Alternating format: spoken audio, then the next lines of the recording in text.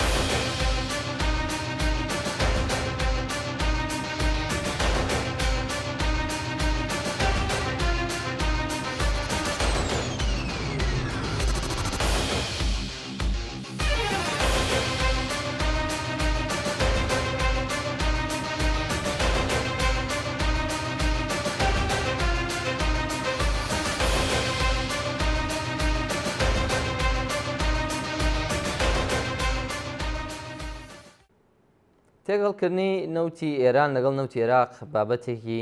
زۆر گرنگە و فرۆشتنی بەهۆی بەڵگەی ساختەوە بە ناوی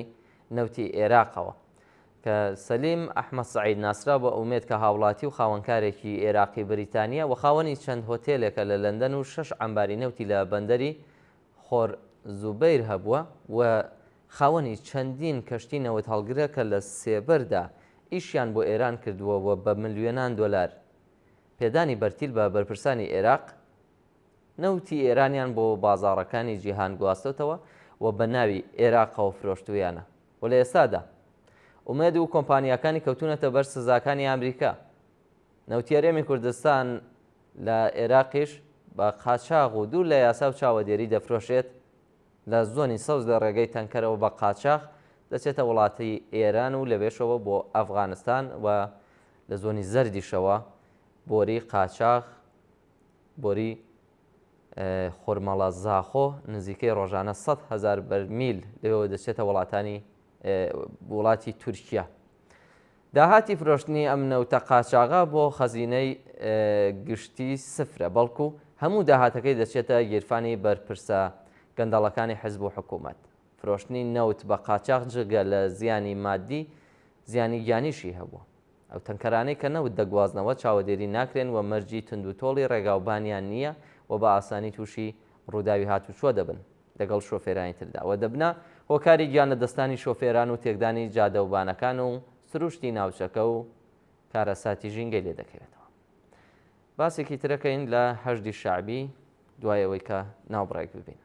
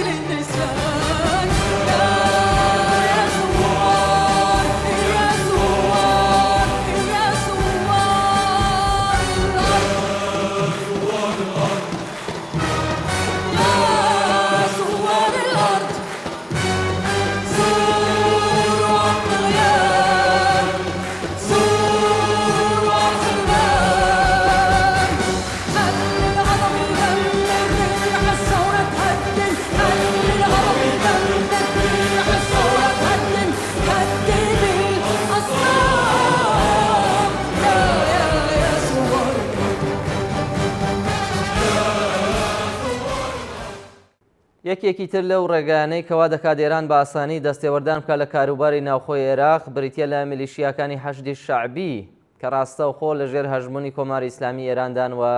لە دەرەوەی یاسا و دەسەڵات و بەرژەوەندی قەومی دەوڵەتی عێراقدا کار دەکات.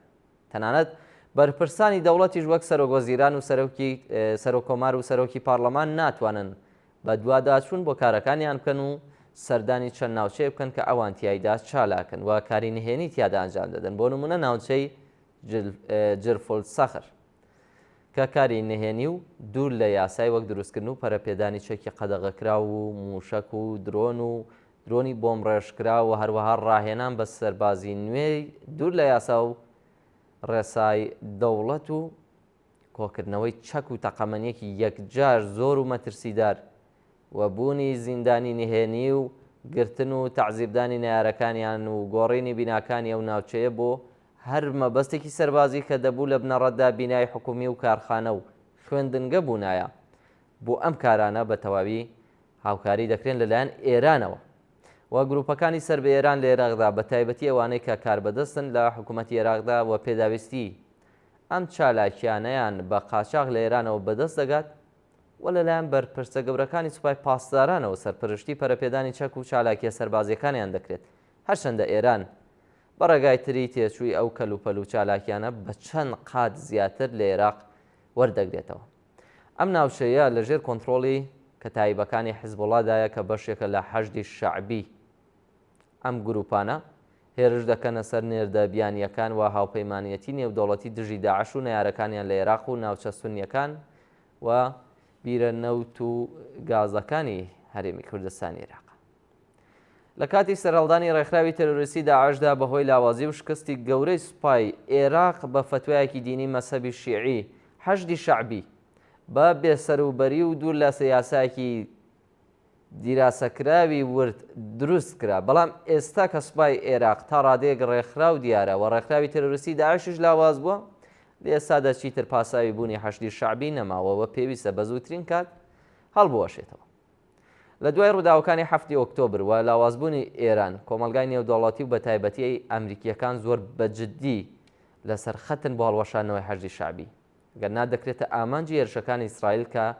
تا ئێستا ئەمریکا ئەم هێرشانەی ئیسرائیلی وەستاندووە بە هیوایەوەی کە حەشدی شەعبی بە ڕێگای دیپلۆماسی و دوور لە بەرهەمهێنانی زەبر و زەنگ هەڵوەشێتەوە. بەڵام لە ئەگەری شکستی ئەم کارەدا ئەوە دەست دەبن بۆ ئامانجی هێرشەکانی ئیسرائیل، چونکە حەشدی شەعبی بە بەشێک لە سوپای پاسداران و ئامرازێک لە سیاسەتی دەرەوەی کۆماری ئیسلامی ئێران دادەنرێت بۆ ڕێگریکردن لە هەڵوەشانەوەی حەشدی شەعبی. ئێران دەیەوێت لە ڕێگەی پرۆژەیەکی یاساییەوە لە پەرلەمانی عێراقدا حەشدی شەعبی لە وڵاتەدا زیاتر وەک دامەزراوەیەکی دەوڵەتی عێراق پێشان بدات و بیکاتە هێزێکی هەمیشەیی و دەسەڵاتی زۆری بۆ دەستەبەر بکات و شەریعەت و پاساوی زیاتر بداتە کارەکانی بۆ ئەوەی بە ناوی عێراق و دەوڵەتەوە بیپارێزێت لە هێرش و هەڵوەشانەوە و بەردەوامی پێبدات بۆ پاراستنی بەرژەوەندیەکانی کۆماری ئیسلامی ئێران لە ناو عێراقدا و لە ناوچەکەش و هەروەها بۆ هێرشکردنە سەر نەیار و ئامانجەکانی ئێران لە عێراق و ناوچەکە. بە گوێرەی و پرۆژە یاسایی کە نێردرا بوو بۆ پەرلەمان، پرۆژە یاساکە زۆر زیاتر لە ئێستا حەشدی شەعبی پڕچەک دەکرد. سەرۆکی دەستەکە کەسێک دەبێت بە پلەی وەزیر و بەرپرس دەبێت لە نەخشەکێشانی سیستەمی دەستەکە کە ئەمەش تاکڕەوی زیاتر دروست دەکات و زۆر مەترسیدار دەبێت. پرۆژە یاسای حەشدی شەعبی واتای دروستکردنی وەزارەتێکی بەرگریترە بۆ عێراق و دەیانەوێت بەرگێکی تری یاسایی بکەنە بەر حەشدی شەعبی و حەسانەیەکی یاسایی بدەنێ بۆ ئەوەی دوور بن لە هێرشی ئیسرائیل و ئەمریکیەکان. و هەروەها ئەمریکیەکان نەتوانن بە ئاسایی هەڵی وەشێنەوە و باسی بکەن. ئەمەش خواستی ئێرانە، بەڵام ئەمریکیەکان ئەمەیان بە تەواوەتی ڕەت کردوێتەوە و ئەوانیش یاسایەکیان بە حکوومەتی عێراق ئەو یاسایان پێکشاندوێتەوە لە پەرلەمان، چونکە ئیشی ئەمریکیەکان لەم بوارەوە واتە هەڵوەشانەوەی حەشدی شەعبی قورس دەکات. کشانەوەی هێزەکانی ئەمریکا و هاوپەیمانیان بەو خێراییە کە چاوەڕوان نەکراو بوو دۆخی عێراق ئەوەندەی تر شلۆغ کردووە، چونکە بە ئەگەرێکی زۆرەوە لە مانگی داهاتوودا شەڕی نێوان ئیسرائیل و ئێران و پرۆکسیەکانی ڕوودەداتەوە جیاواز لە شەڕی پێشوو. حەشدی شەعبی لە عێراق بە دوور نابێت لەم ململانەیە، چونکە ئەمریکا و هاوپەیمانەکانی نایانەوێت حەشد بەم جۆرەی ئێستا بمێنێتەوە، بەڵکو دەیانەوێت هەڵوێشێتەوە و تێکەڵی سوپای عێراق بکرێن. کشانەوەی هێزەکانی ئەمریکا و ڕێگریکردن لە پرۆژە یاسای حەشدی شەعبی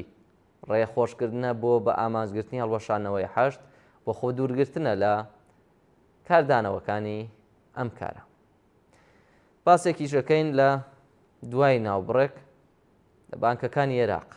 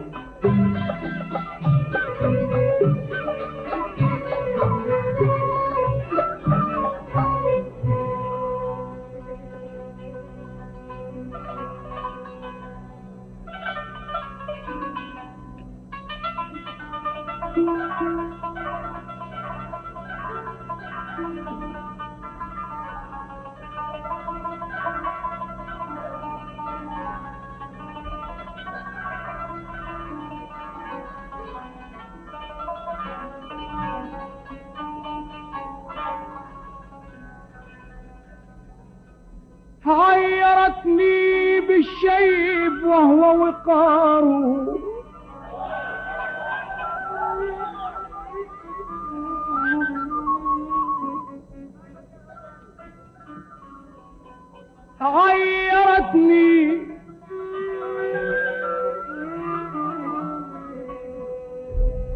غيرتني بالشيب وهو وقار ليتها عيرت بما هو عار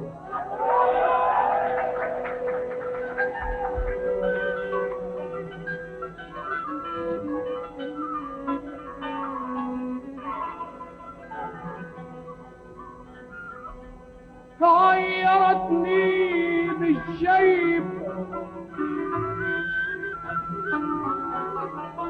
وهو وقار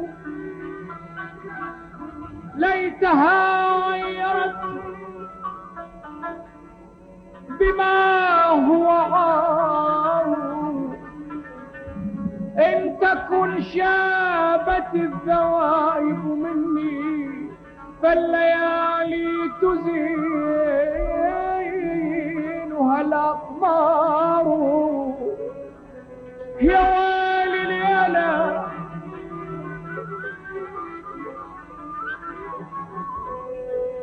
ليلى ليلى ليلى ليلى دموعي بيوم فقد الولف ليلى دموعي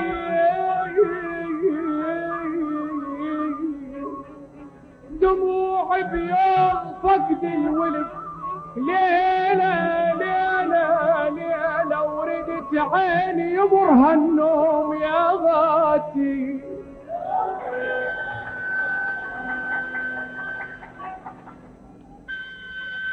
يا ويلي ليلى وردت عيني يمرها النوم ليلى تعايرني عجب بالشيب ليلى تعايرني عجب بالشيب ليلى واخير اثنين نشيب واخير اثنين نشيب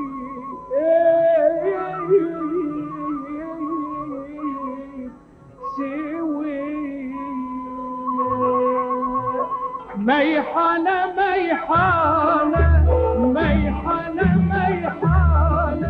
وغابت شمسنا الحلو ما جانا وغابت شمسنا الحلو ما جانا حيك ماما حيك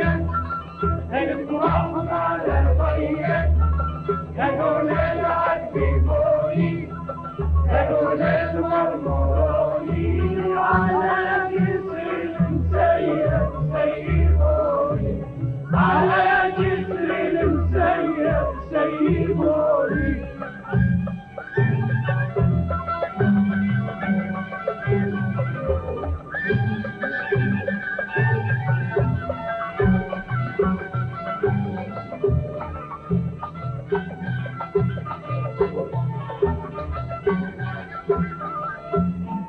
ظليت انا سهران ورا نجومي ليش ما جانا ورا نجومي ليش ما جانا واتسمر ويا الليل واجمع همومي الحلو خلوانا واجمع همومي الحلو خلوانا حيك بابا حيك الف رحمة لديك هذول العذبوني هذول المرمروني على جسر مسيب سيبوني على جسر مسيب سيبوني بانکەکانی عێراق یەکێکی ترە لەو ڕێگەیانەی کە کۆماری ئیسلامی ئێران بۆ سپیکردنەوەی پارە و دەستکەوتنی دۆلار و خۆتزیینەوە لە سزاکانی سەری بەکاریان دێنێت. چەندین بانک هەن لە عێراقدا کە خاوەنددارێتیان دەگەڕێتەوە بۆ ئەو گروپانەی کە سەر بە ئێرانن و هەژمونی ئێران بە سەریاندا زاڵە و لە دەروەی یاسا و ڕێساکان کارەکانیان ژێربەژێر ئەنجام دەدەن، بۆیە بەردەوام چەندینیان دەکەونە بەر سزاکانی ئەمریکا و وڵاتانی ئەوروپایی لەم دوایانەدا. ئەو بانکانەی عێراق بەکاردەهێنرێت بۆ دەستڕاگەیشتنی ئێران بە دۆلاری ئەمریکی لە کاتێکدا کە بەهۆی سزاکانی سەریەوە لێ قەدەغە کراوە و هەروەها بانکەکانی عێراق بەکاردەهێنرێن بۆ پارەدارکردنی گروپە چەکدارەکانی وەک حەشدی شەعبی. بازاڕی ڕەشی درا و ڕێگەیەکی ترە کە دۆلاری ئەمریکی لێوەی دزە دەکات بۆ ئێران، بە تایبەتی لە ساڵەکانی 2023 زاینیداوە پێشووتر ئەم کارە نایاساییە زۆر بڵاو بوو، بە تایبەتی لە هەر یەک لە بازاڕەکانی دۆلار لە بەغدا و لە سلەیمانیش. ئەم کارە بەهۆی قۆڕکاری لە کڕینەوەی دۆلار لە بانکی ناوەندی عێراق زۆر بە ئاسانی دەکرات، چونکە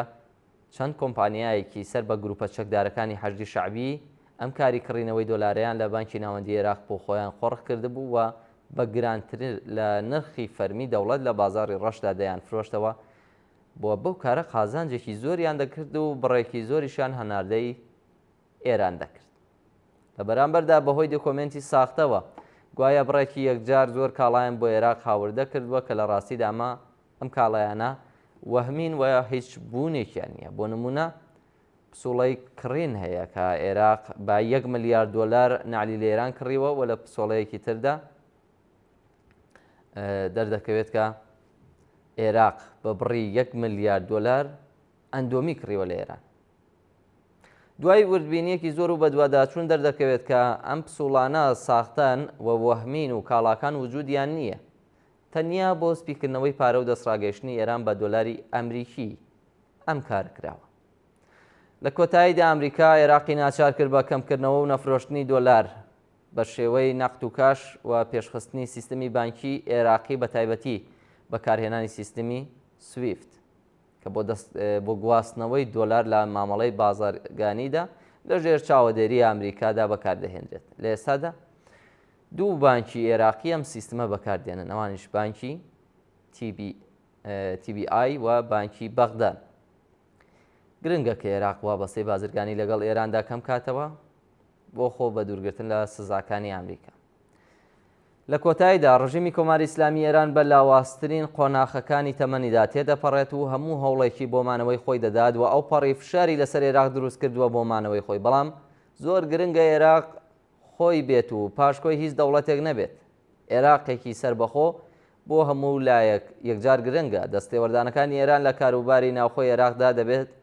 ڕابگیرێت، چونکە زەرمەندی گەورە هاوڵاتیان عێراقی دەبن و زیانێکی گەورەی ئابووری و دارایی و گیانی لێ دەکەن و عێراقیش دووچاری شەڕێکی خوێناوی و ماڵوێران و کوشتارێکی زۆری هاوڵاتیان دەکاتەوە. فەرمۆن ناوبڕێک ببینن نووسراوێکمان هەیە لە بەڕێز مەجید ساڵح دەربارەی نێپاڵ.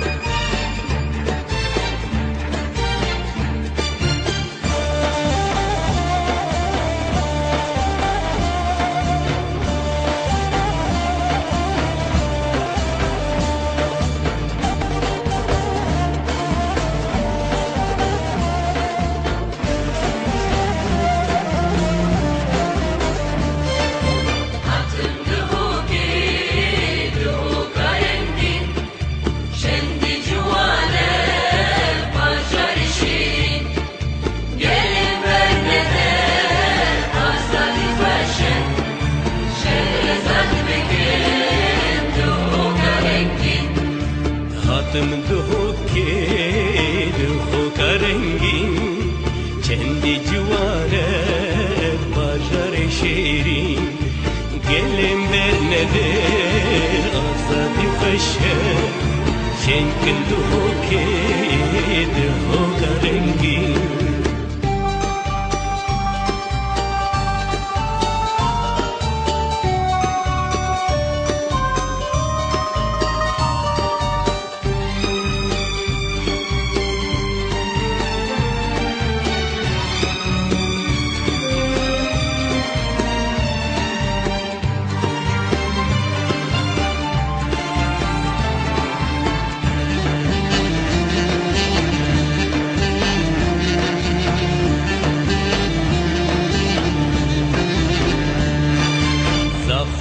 Karil mergaru baran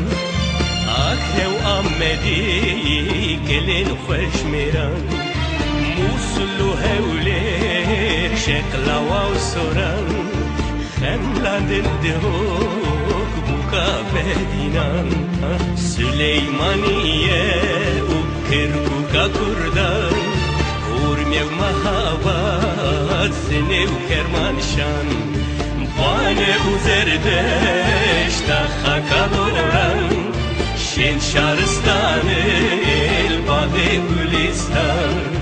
Hatım duhuki duhuka rengin Şendi cuvanem macar şirin Gelin benlere azali kweşen Şerezat bilibin duhuka rengin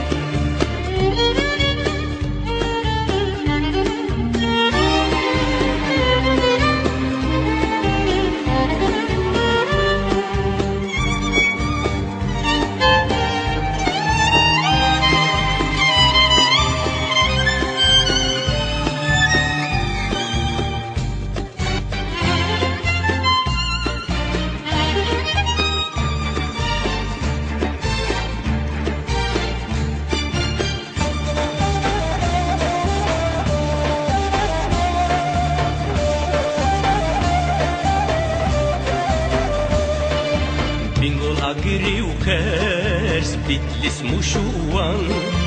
Ezromle serhed bişte zozan Meleti u sevaz el aziz u ezercan Vare dersime kozgeha şeran Mereş u merkez İskender u Ceyhan Afrin u Elbistan Berçay Kurdan Semsuru Entab Ordiyu Koban Canı kucamerin Bezku Berazan Hatım duhuki duhuka rengin Şendi cuvanem macar şirin Gelin benlere azali kweşen Şerezat bilibin duhuka rengin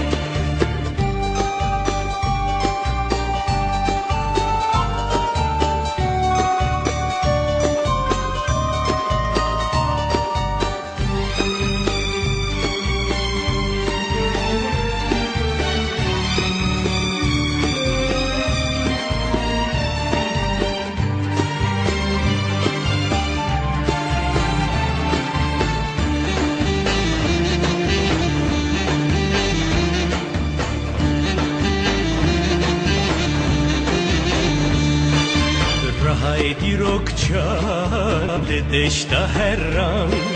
Ahmet her buye nişana berfedan Medinu kamışlok cezir şırna kubatman Sürek veran şar nap mezrabutan Navaciyan de berezukaniye Alu ola ve gelek rengiye Jana duhukyan kurdewariye Reçu şopa ve yakale barzaniye Hatım duhuki duhuka rengin Şendi cuvanem macar şirin Gelin بەڵێ بینەرانی خۆشەویست بابەتێکی تری بەرنامەکەمان دەربارەی نێپاڵە کە لەوانەیە لەم ڕۆژانەدا هەمووان هەواڵیان دەربارەوە بیستووە شۆڕشی لاوان لە نێپاڵ نووسراوەیەک لە مەجید ساڵح لە ساڵی 2008 زاینی نێپاڵ لە سیستمی دەسەڵاتی ڕەهای پاشایەتیەوە گۆڕا بۆ کۆمارێکی دیموکراسی فیدراڵی بەپێی دەستوری ساڵی 2015 زاینی نێپاڵ لە 7 هەرێم پێک دێت و سیستمێکی فراحزبی تیایدا پەیڕەو دەکرێت کۆمەڵگەی مەدەنی ڕۆڵێکی سەرەکی لە پاراستنی دیموکراسی و بەرگریکردن لە مافەکانی کەمینەکان دەبینێت ئابووری ئەو وڵاتە زیاتر پشت بە کشتوکاڵ و گەشتیاری و حەواڵەی پارە لە دەرەوە دەبەستێت نێپاڵ خاوەنی سەرچاوەیەکی زۆری کارواییە و سەرچاوەی داهاتە بووی ئێستا نێپاڵ ڕوبەڕووی قەیرانێکی بێوێنە بووەتەوە ناڕەزایەتی بەرفراوانی گەنجانی ئەوەی پێدەوتێت نەسڵی زێت نەوەی نوێ دژ بە گەندەڵی و قەدەغەکردنی سۆسیال میدیا وڵاتەکەی تەنیوە لە کاتی نارامیەکاندا زیاتر لە 50 کەس گیانیان لە دەستاوە هەزاران کەسیش بریندار بوون و نزیکەی 12,500 زیندانیش لە درێژەی و ناڕەزایەتیانەدا لە زیندانەکان هەڵاتوو سەرۆکوەزیران و کابینەکەی بە شێوەیەکی ئابڕۆبەرانە لەلایەن لاوانەوە لە کارلادرا و لەو جێگەیەدا دادوەری پێشوو کە سوشیلا کارکی بوو وەک یەکەم ژن دەستنیشان کرا کە ببێتە سەرۆکوەزیرانی کاتی بۆ سەرکردایەتیکردنی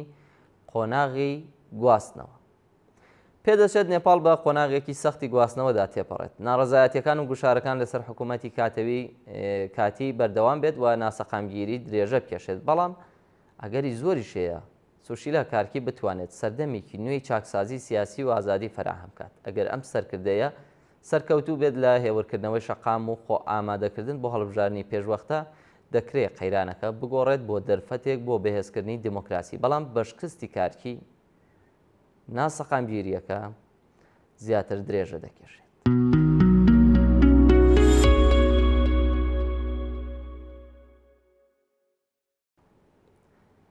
بینەرانی خۆشەویست بەم شێوە گەیشتینە کۆتایی بەرنامەی لێکدانەوە هەڵوێستی ئەمڕۆکەمان زۆر سپاس بۆ ئێوەی عزیز کە تا کۆتایی لەگەڵماندا بوون و بۆ هیوای کە ناوڕۆکی بەرنامەکە جێگەی سەرنجی ئێوەی عزیز بووبێت تا بەرنامەیەکی تری لێکدانەوە هەڵوێست بە ژیانێکی پڕ لە کامەرانیتان دەسپێرم